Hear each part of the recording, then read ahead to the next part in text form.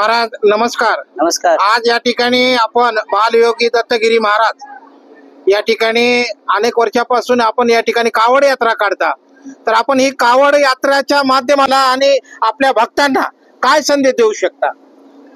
आज आपल्या या श्री ऐतिहासिक असलेल्या भादरपुरा नगरीमधून श्री क्षेत्र ज्योतिर्लिंग परळी वैजनाथ या ठिकाणी आपल्या या भादरपुरा नगरीमधून प्रथमच या वर्षी कावड यात्रा या श्रावण महिन्याच्या पवित्र महिन्यातील अनुषंगाने ही यात्रा या ठिकाणाहून श्री क्षेत्र परळी वैजनाथ ज्योतिर्लिंग येथे निघालेली आहे.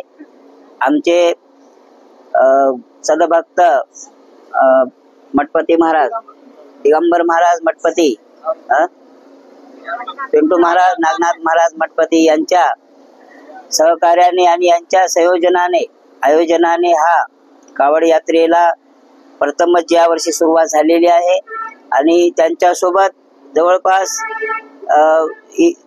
20 ते 21 जण सर्व नवयुवक पुरुष मंडळी, काही माता भगिनी सुद्धा या प्रथम वर्षाच्या कावड यात्रेनिमित्त आपल्या या ऐतिहासिक भादरपुरा नगरीमधून जात आहेत. आणि ही यात्रा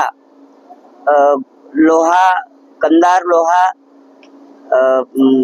पेठशिवनी, पालम, गंगाखेड मार्ग परळी या ठिकाणी पोहोचेल. जवळजवळ 3 दिवस 3 रात्र या ठिकाणी या कावडेला रस्त्यामध्ये लागणार आहेत.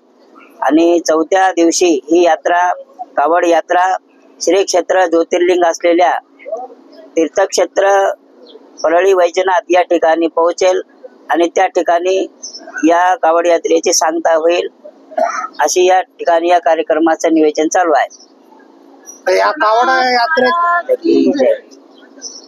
या कावड यात्रेच्या माध्यमातून हे जे आपले भक्तगण त्या ठिकाणी जात आहेत आणि जात असताना आपण त्यांच्या सोबत तुम्ही आहात की नाही, का इथूनच तुम्ही त्यांना शुभेच्छा सदिच्छा देता, ते तुम्ही व्यक्त करा. या ठिकाणी या प्रथम वर्षीच्या कावड यात्रेला या ठिकाणाहून सुरुवात झालेली आहे. मी या वर्षी प्रथम यात्रा आहे, पूर्व नियोजित कार्यक्रम असल्यामुळे या वर्षी मला सोबत जाता येणार नाही. तरी पण या ठिकाणाहून सुरुवात करून दिल्याच्या नंतर मी शेवटी त्या ठिकाणी परळी वैजनाथ येथे मी पोहोचणार आहे. ज्या दिवशी यात्रा पोहोचेल त्या दिवशी आम्ही जाणार आहोत, काही भक्त मंडळी, आणि अशा पद्धतीने या कावड यात्रेची सांगता होईल. धन्यवाद. धन्यवाद महाराज.